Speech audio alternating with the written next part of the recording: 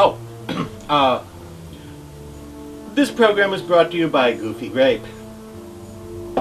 Sorry. Welcome to another installment of Dr. Lady's Creepy Cheapies, where I point out some masks that are affordable and great collectibles that you too can own, even if you're a poverty-stricken hobo riding the railways. This week I'd like to point out the 2011 edition, the Don Post Studios Shock Monster. Look at this thing. Now again, a fine mask for the price. I think I paid like 26 bucks for mine.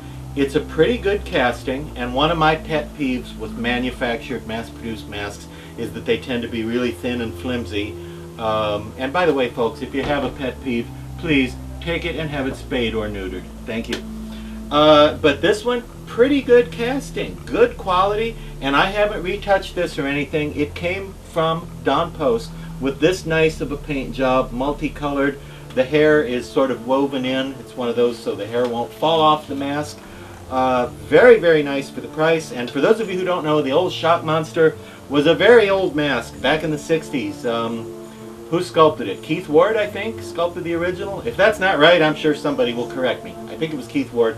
But not actually based on a movie, but it was used as sort of an icon of horror for many years. And Famous Monsters of Filmland magazine did all kinds of stuff later with drawings of the Shock Monster. It was on pins and t-shirts and posters and all sorts of things, collectibles, and a lot of people today still remember the old Shock Monster.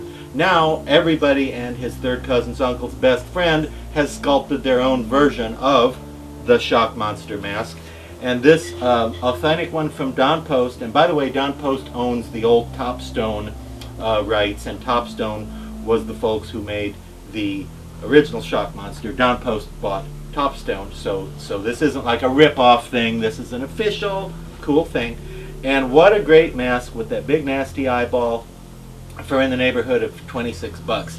Highly recommend it. Every collector needs one. And just one more thing, if you want to see the Shock Monster in action, by which I mean killing women, look for the Turkish film Kadın Düşmanı.